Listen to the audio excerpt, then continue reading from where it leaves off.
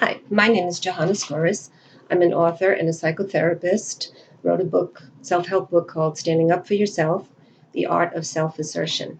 I've done a few videos on relating to assertion and such. Right now I'm going to talk about sexuality, but with the emphasis on the animal within. This is an issue that most folks have regarding their own sexuality.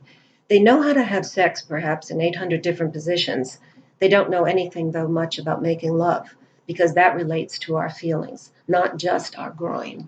So, anyway, I'm going to look at sexuality as it relates to ourselves, not necessarily in how we relate to others.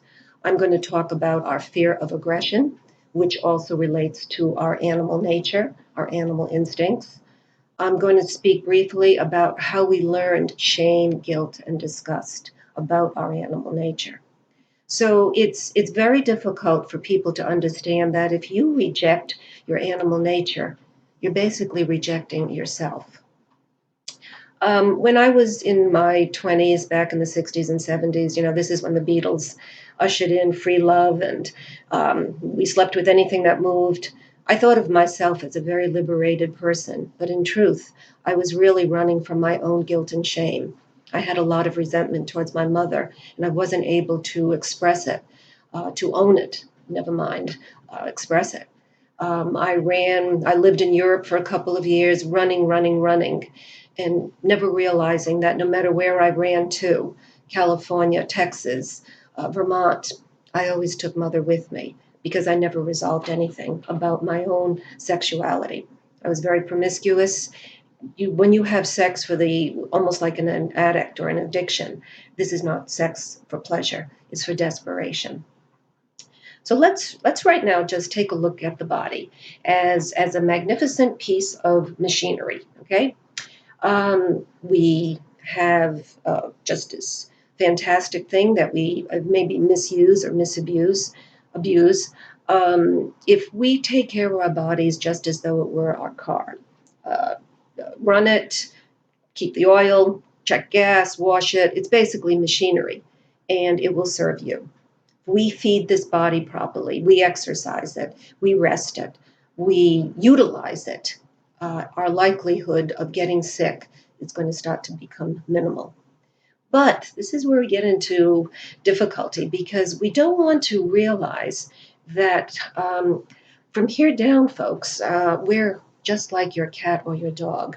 Doesn't your cat or your dog eat, sleep, fight, play, have sex perhaps? They do everything that we basically do. The only difference, we may not use a fire hydrant to pee unless we've had a few margaritas. And if your dog is feeling sexual desire, you might just hump your leg if that's all that's available. And again, hopefully, we don't engage in that particular behavior when we're sober. But my point is, what distinguishes us from our animal nature or our animal aspect is simply our capacity to reason and to think. And that is very good because we have to look at it ourselves as a package deal. We can't live in our heads and reject the lower half of ourselves without getting into major problems. So let's look at this too.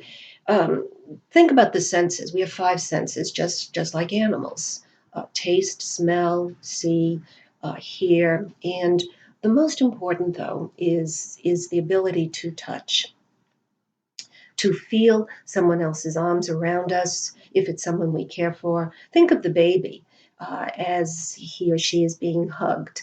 The desire to be held.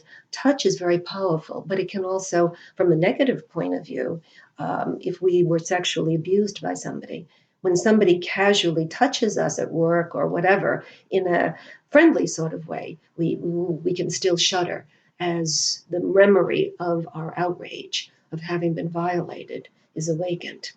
So touch is powerful, and it does relate, though, to our animal nature.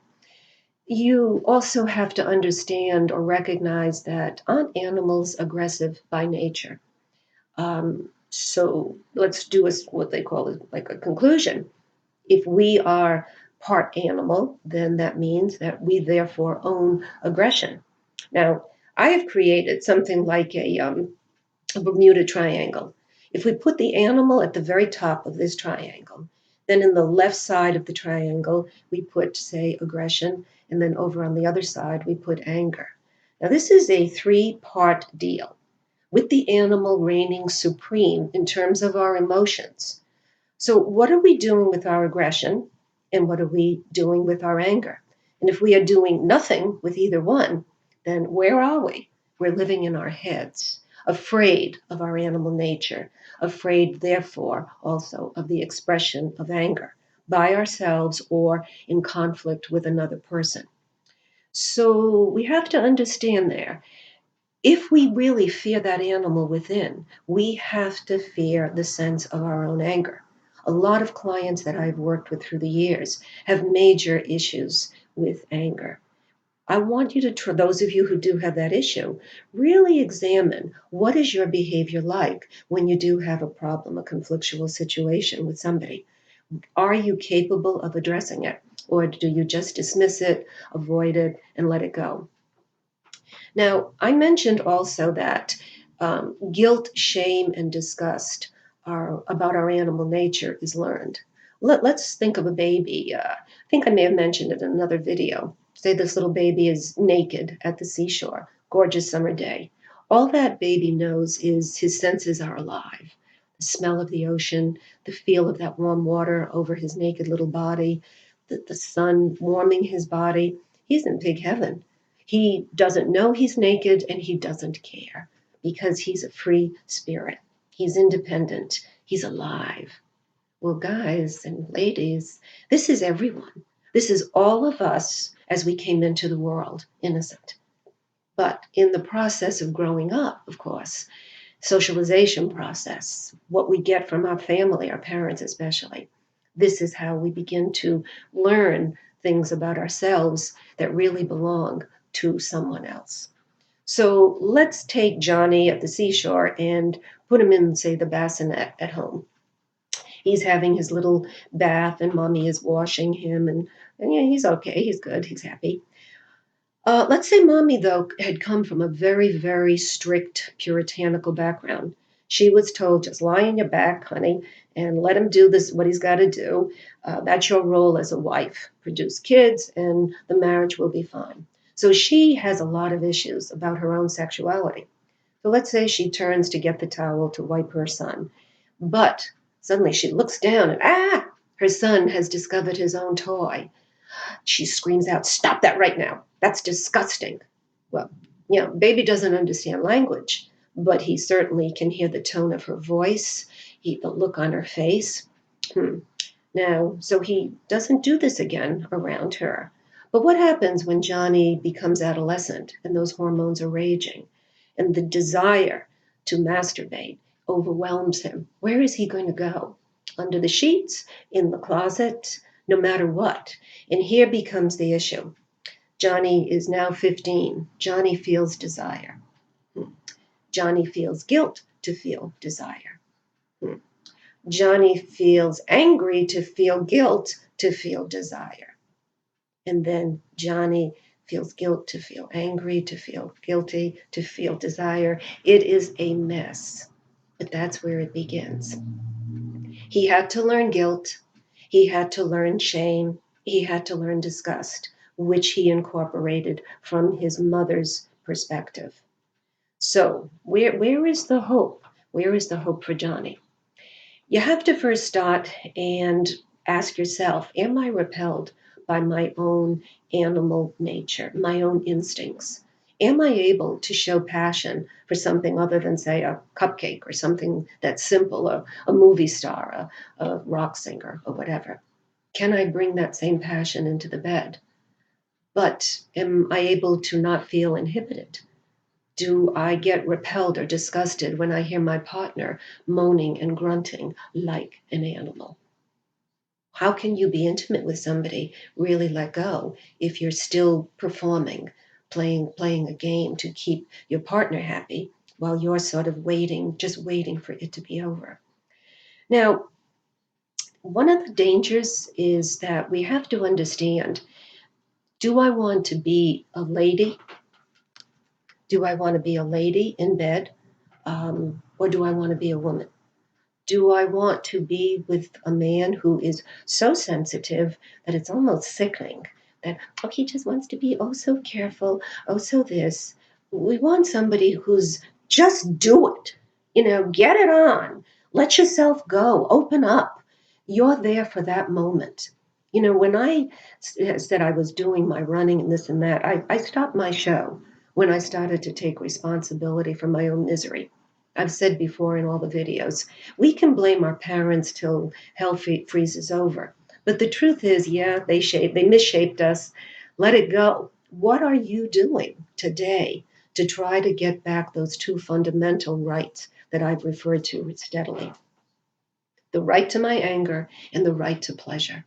So when you start to say, I'm going to work on this, I'm going to learn how to practice giving myself permission to have pleasure, to experience. And, in the beginning, it's probably going to be like a head thing more. I'll say it, but I'm not going to feel it yet. And that's okay, because that's how it begins. You start a process of trying to change. Now, let's go back to also the raw thing I think I said in the previous video. Go to that mirror, take off everything that you have on, and yes, you're going to look like the baby did at the seashore. You're pretty naked, okay? And you're going to look exactly the way he did or may look 40 years, 30 years from that time. But your nudity is the same. Your innocence is still the same. If you cannot look at yourself, yes, we've aged. Maybe the breasts are hitting the pavement, and maybe that beer belly makes you look pregnant. Okay, I'm not asking you to pick yourself apart and judge what nature maybe has not exactly helped with, what maybe you haven't helped with your diet and lack of exercise. I'm asking you to really look at yourself as a human being. Look at your genitals. They are a part of the whole body. We have to defecate, we have to urinate. Having sex is by choice, but we have the capacity to do so. So, yes, we are animal from down there, but it is part of us. So, if you have difficulty with, say, going to the bathroom, you have issues with the toilet, or you have sexual issues in which your anus is abused or whatever, this is like a perversion of the body's use and expression. I'm not getting into the details behind uh, sexual choices right now. There's so many crazy things out there that whatever is working for somebody at this time in their life, well, all right. I'm talking to the person who wants to change their perception of themselves. And I'm going to hope that maybe somebody can walk away with a new way of looking at themselves.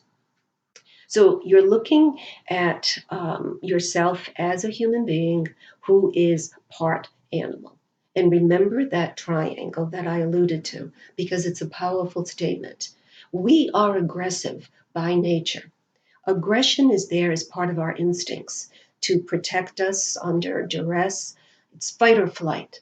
If I don't have that aggressive energy in order to protect myself, I may be destroyed. Aggression is defined very simply as energy. I can create or I can destroy. Regression is movement going backwards. But aggression is, think of that baby in the carriage. He's like, what, 7 months old, can't even crawl yet. But those little legs are going a mile a minute. He can't wait to get going. It's part of our instinct. So there it is again, guys. Animal at the top, aggression and anger. They have to coexist in order for you to be complete as a human being and to ultimately try to guarantee you more mental health, more mental freedom. So I'm going to stop at this moment because I've said a lot, and maybe you think it's preposterous to perceive yourself as an animal. We're very vulgar sometimes when we allude to our body. We have so many offensive words to describe our anatomy, and that's kind of tragic. When people can't call their penis a penis instead of a tinkler, or a vagina a kitty cat instead of a vagina. We can't give pee-pee these names, all right? So, winding down, Bye.